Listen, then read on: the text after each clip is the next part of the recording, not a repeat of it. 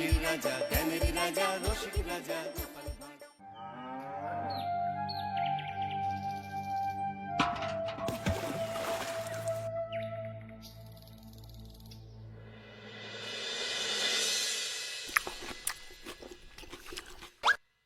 হে কি, জল নেই? জল শেষ হয়ে গেল নাকি? এই জানো তো, গ্রামের সব জলাশয়ের জলস্তর না নেমে গেছে, পুকুরও শুকিয়ে গেছে, কুয়োতে জল অনেক নিচে চলে গেছে। কি যে হবে কে জানে।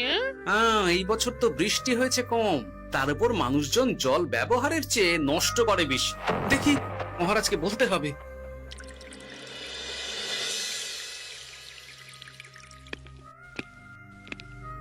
এই তো গোপাল এসে গেছে। শুনেছো, রাজ্যে সকল জলাশয়ে শুধু শুনিনি, চাক্ষুষ দেখেছি, আর এর কারণ ও তার সমাধানও ভেবে এসেছি মহারাজ। তুমি কি বলতে চাইছো সেটা বলো না খোলসা করে। মহারাজ, আসন্ন দিনে জলাভাব মেটানোর একটাই উপায়, তা হলো প্রজাদের উপর কর চাপানো। মহারাজ, আমার ঠাকুরদা বলতেন, যা মেলে মূল্য বিনে তার মূল্য কে আর জানে। আমরা যেহেতু জলের মতো এত মূল্যবান সম্পদ বিনামূল্যে পাচ্ছি, তাই একে গুরুত্ব দিতে শিখিনি। সবাই মিলে দেদার জলের অপচয় করছি। আমি এই অপচয়ের বিরুদ্ধে কর বসানোর পরামর্শ দিচ্ছি মহারাজ।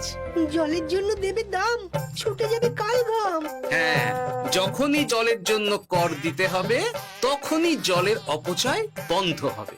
এতে লাভটা কি হবে গোপাল? মানুষ কম জলে কাজ করা শিখে যাবে, ফলে আগামী দিনে যদি জল সম্পদ কমেও যায়, এই কৃষ্ণনগরের প্রজারা আগে থেকেই তার জন্য প্রস্তুত হয়ে যাবেন।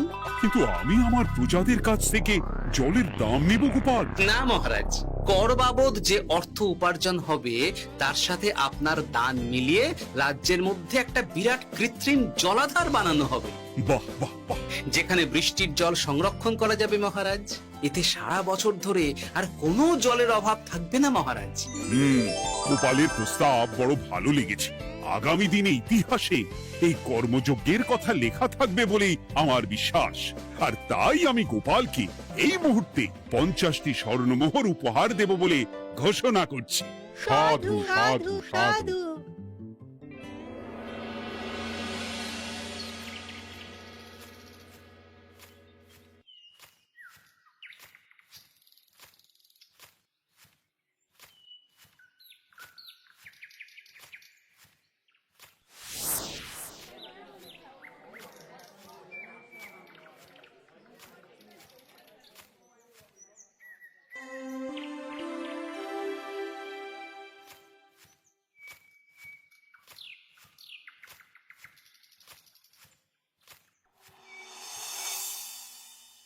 মানে আমার এই এতটুকু স্বাদ তুমি পূর্ণ করবে না?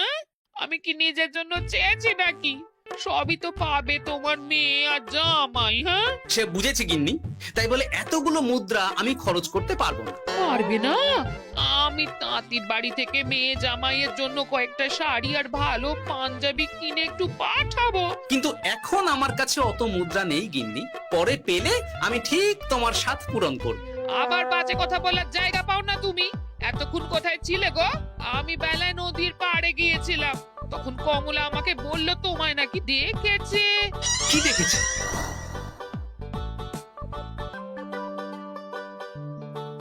কোথায় গেল? এত বড় মুদ্রার থলে কি হাওয়াতে উবে গেল নাকি? এই রে, এ তো মহা ঝামেলা। কখন কি যে গিন্নিকে খবর দিচ্ছে সেটা টেরও পাইনি।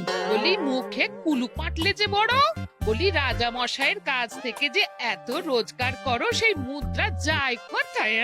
আহ, কানের মাথা খেও না তো। আমি কি তোমার কোনো কিছুর অভাব রেখেছি? বলো একবার। খাওয়া পড়া কোনো কিছুর তো কোনো খামতি নেই তোমার। মানছি রাখোনি, কিন্তু তাই বলে আমিও তোমার স্ত্রী, তোমার গিন্নি গো, গিন্নি, তাই না? আমার তো জানার অধিকার আছে নাকি যে তোমার উপার্জনের অর্থ করি সব কোথায় যাচ্ছে? জানবে জানবে, সব জানবে। এখন কিছু খেতে দাও দেখি, পেটে ছুঁচোয় ডন বৈঠক মারছে। না, এরপর থেকে আর মহারাজের কাছে উপহার পেলে ওইভাবে খোলা হাটের মধ্যে দিয়ে আসা যাওয়া করা যাবে না।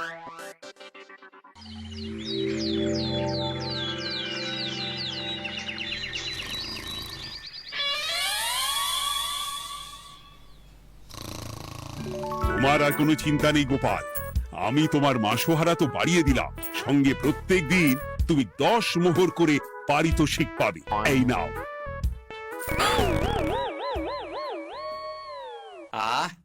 এই ভোরবেলায় একটা জব্বর স্বপ্ন দেখা গেল বটে। এই স্বপ্ন খুলে গেলে আর কোনো চিন্তা নেই।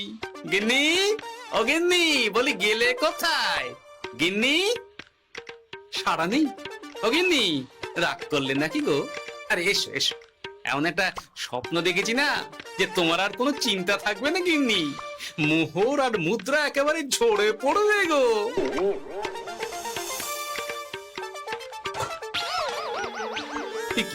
এসব ফলাহার সাজিয়ে রেখে গেল কোথায় গিন্নি?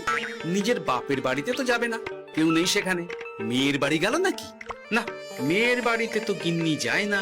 তাহলে না না, খালি পেটে এত ভাবতে পারছি না। আগে মুখ হাত ধুয়ে এসে কিছু খেয়ে নি, তারপর দেখি গিন্নি কোথায় গেল। না, গিন্নিকে তো কোথাও দেখলাম না। গেল কোথায়? যাকে আগে রাজবাড়িতে তো যাই, ফেরার সময় না হয় আবার খোঁজ নেব, ততক্ষণে ফিরেও আসতে পারে।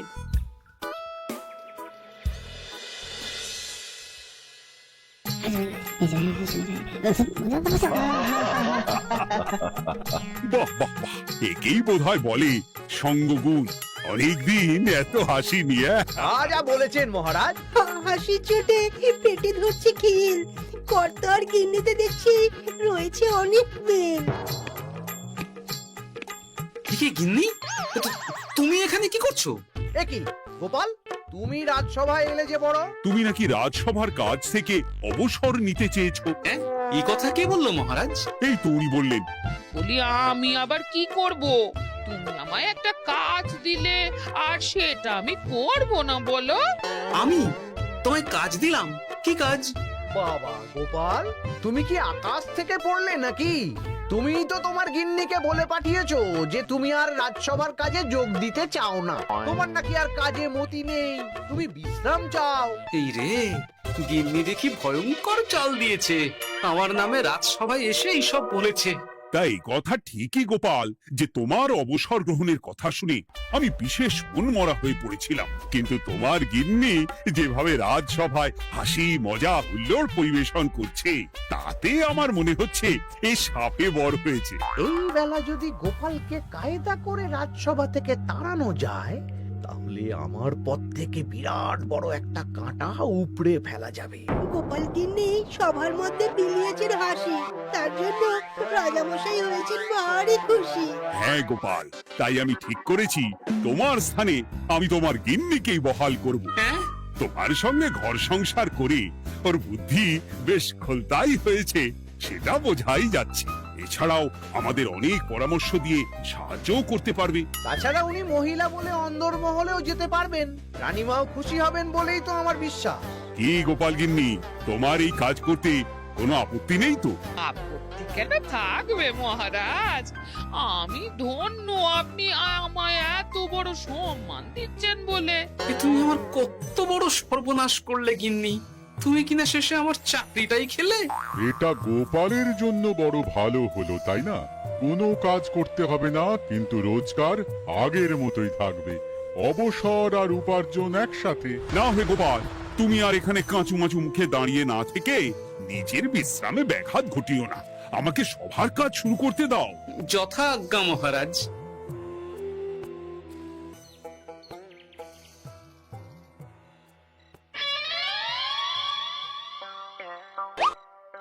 মানে মহারাজ সমস্যার সমাধান করতে দিয়েছেন তোমাকে, আর তার উত্তর দেব আমি? কেন? তুমি আমার চাকরি খাবে আর তোমার সেই চাকরি রাখার দায় নেব আমি? হ্যাঁ হ্যাঁ, নেবে।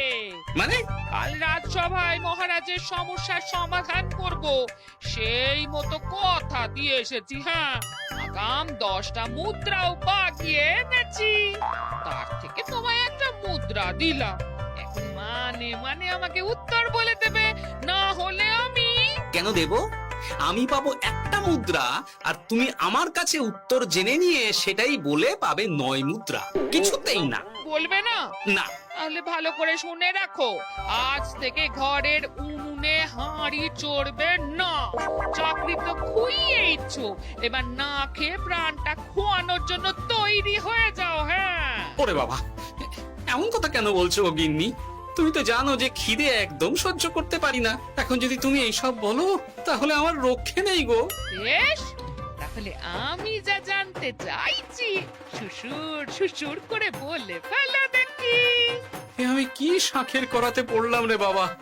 ঠাকুর, এত দুর্ভোগ লেখা ছিল, ঘরে বাইরে সব জায়গায় এত হেনস্থা যে সহ্য করা যায় না ঠাকুর।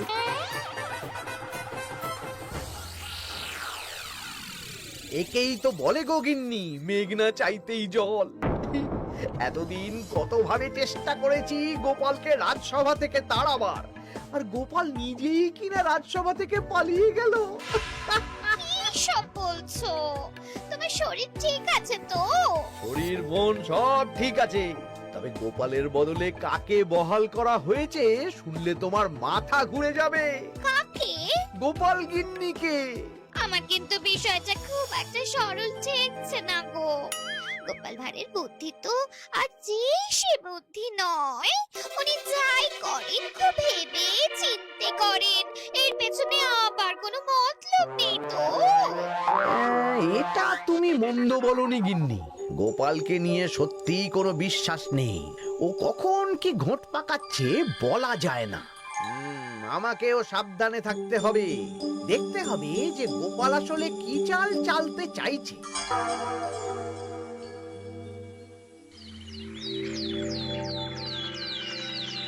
হ্যাঁ গোপাল গিন্নি, এই একটাই প্রশ্ন আমায় সারা রাত ধরে জাগিয়ে রেখেছে। মানুষ মরে ভূত হয়, ভূত কি মরে? তাহলে ভূত মরলে কি হয়? ইয়ে মানে মহারাজ, এই প্রশ্নের উত্তর আমার আজকে দিতে ইচ্ছে করছে না। হ্যাঁ, আমি না হয় আপনাকে আগামীকাল এই প্রশ্নের উত্তর দেব, ঠিক আছে? হ্যাঁ, গাছ থেকে পড়ে গেলে জাপটে ধরে ডালকে। আজকের প্রশ্নের উত্তর উনি দেবেন কালকে। না হে গোপাল গিন্নি, তা হয় না। এই প্রশ্ন আমাকে সারা রাত বিচলিত করেছে। আবার যদি আজকেও এই প্রশ্নের উত্তর না পাই, তাহলে তো আবার একটা নিদ্রাহীন রাত আমাকে কাটাতে হবে। ইয়ে মানে আমি বলছিলাম কি মহারাজ, গোপাল গিন্নি তো সদ্য এই কাজে বহাল হয়েছে, তাই তাকে তো একটু সময় দেওয়া দরকার নাকি? কিন্তু প্রশ্নের উত্তর না পেলে যদি মহারাজের শরীর খারাপ হয়, তার দায় কে নেবে মন্ত্রী মশাই? এই রে, এখন আমি কি করব? এ তো মহা বিপদে পড়লাম দেখছি। আচ্ছা মহারাজ, ঠিক আছে ঠিক আছে, আমি এই প্রশ্নের উত্তর দেব, কিন্তু আমার না একটু সমস্যা আছে।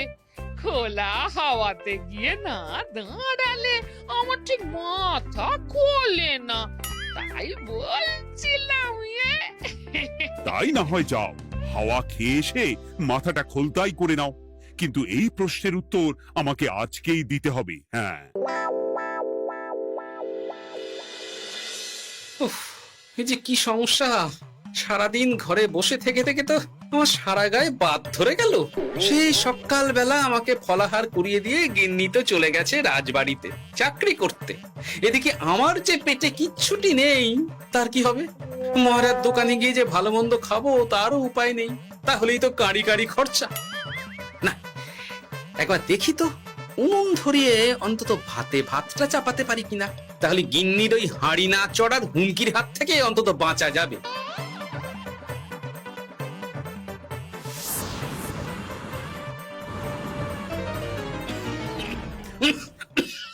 ও বাবা গো, ও বাবা, এত কেসে কেসে সোজা শেষ যাত্রা হয়ে যাবে আমার। না, এর চেয়ে না খেয়ে মরাও ঢের ভালো। দেখি তুমি বাড়িতে কেন? এত হাঁপাচ্ছ কেন? ষাঁড়ে তাড়া করেছে নাকি? আরে না গো, মানুষ মরে ভূত হয়, ভূত কি মরে? তাহলে ভূত মরলে কি হয়? খোলা হাওয়াতে গিয়ে না দাঁড়ালে আমার ঠিক মাথা খোলে না। ও, এই হলো ব্যাপার। বেশ, এর উত্তর তোমায় আমি বলে দিচ্ছি। ভূত মরে প্রথমে এক ঝুড়ি অন্ধকার হয়, সেই অন্ধকার হাওয়াতে উড়ে বেড়ায়। এক সময় সেই অন্ধকার পাতলা হতে হতে কুয়াশার মতো হয়ে যায়। ব্যাস, মিটে গেল। ব্যাস, মিটে গেল। যদি রাজা মশাই এই কথা বিশ্বাস না করেন, হ্যাঁ, তুমি হলপ করে বলবে আপনি যখন মরবেন একদম মিলিয়ে নেবেন মহারাজ। এর চেয়ে এক পা এদিক ওদিক হয় না যেন। হ্যাঁ, এই না হলে তুমি গোপাল ভাঁড়, হ্যাঁ? বুঝেছো তাহলে? এই তুমি চিন্তা করো না, রাজবাড়ি থেকে ফেরার সময় আমি তোমার জন্য অনেক অনেক বাজার করে আনবো, ঠিক আছে? এই আমি যাই। এ তো ভারী মজা হলো। মহারাজ তক্ষুনি প্রশ্নের উত্তর চাইলে গিন্নি এইভাবে সেই রাজবাড়ি থেকে দুধ দাঁড়িয়ে ছুটে আসছে উত্তর জানতে।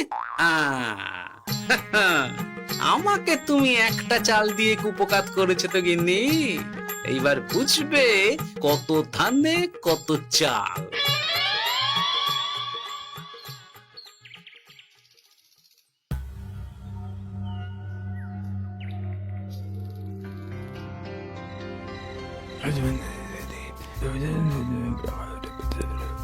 বুঝেছিস তো তোর কাজটা? খুব বুঝেছি গোপাল দাদা। নেই, এবার লেগে পড় দেখি।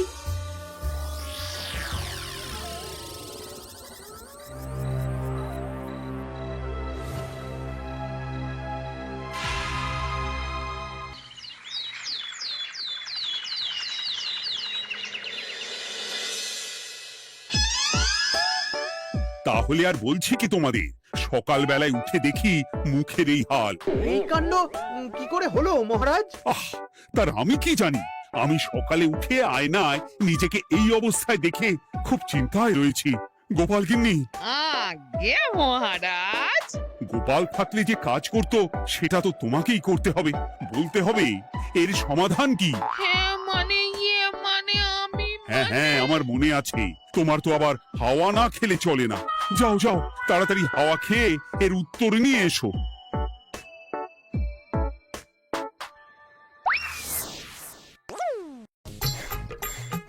এই জন্য তুমি এত দূর ছুটে এলে গিন্নি? মহারাজকে বলবে যে তিনি যেন আজ রাতে চাদরটা মুখে ভালো করে মুড়িয়ে ঘুমোন, তাহলেই মিটে যাবে। এই রং চলে যাবে আর নতুন করে কিছু হবেও না। ও মা, বলি এত সোজা সমাধান, হ্যাঁ? তা নয় তো কি?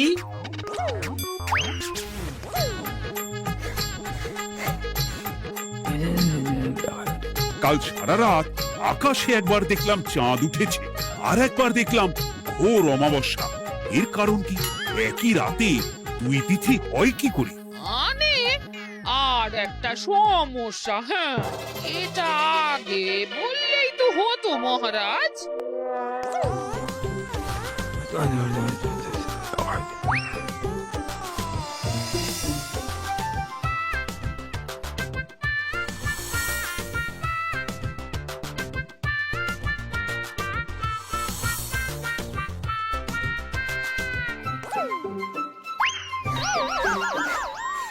এ কি, তুমি হাওয়া খেতে গিয়ে এইভাবে খাবি খাচ্ছ কেন গোপাল গিন্নি?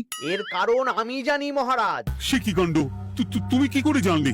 গোপাল গিন্নি মোটেও হাওয়া খেতে যায়নি মহারাজ, সে গেছিল নিজের বাড়িতে গোপালের কাছে আপনার বলা প্রশ্নের উত্তর জেনে আসতে।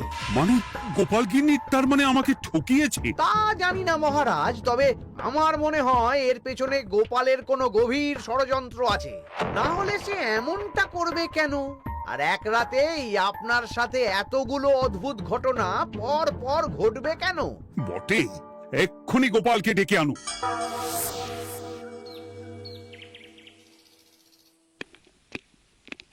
না মহারাজ, আমি সত্যি অবসর চেয়েছিলাম, আর তাই আমার গিন্নি আপনার কাছে এসে বলেছিল। ওর কোনো দোষ নেই মহারাজ। না মহারাজ, আমি মিথ্যে কথা বলেছি, হ্যাঁ। উনি আপনার কাছ থেকে পাওয়া সোনার মোহর নিয়ে বাড়ি যান না, তাই আমি ওকে শায়েস্তা করতেই এই ফন্দি করেছিলাম। আসলে মহারাজ, আমি আপনার কাছ থেকে পাওয়া সোনার মোহর জল প্রকল্পের কাজে লাগাবো বলে কিছু জনকে নিয়ে একটা দল গঠন করতে গিয়েছিলাম। আর তাদের কাছেই ওগুলো রেখে এসেছি। এটা যদি আমার দোষ হয় তাহলে আমি ক্ষমা প্রার্থী মহারাজ। সাধু গোপাল, সাধু তোমার উত্তর।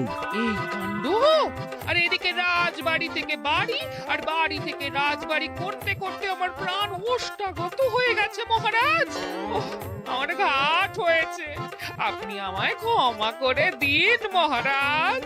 হুম, এইবার মজার টের পেয়েছ তো গিন্নি? আপনি আপনার আদরের গোপাল ভাঁড়কেই তার চাকরি ফিরিয়ে দিন মহারাজ। আমি যাই আমার হেসেল সামলাতে। কেলে পচা খুব ভালো করেছে বলতে হবে।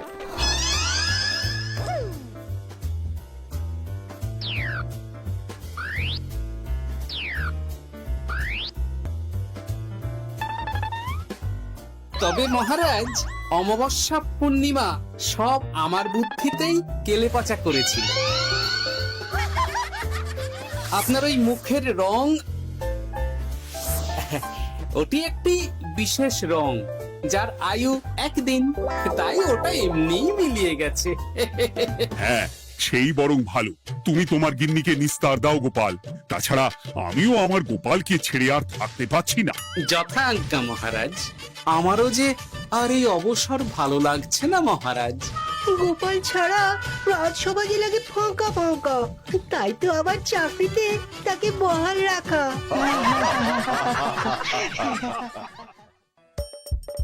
হাসির রাজা জ্ঞানের রাজা রসিক রাজা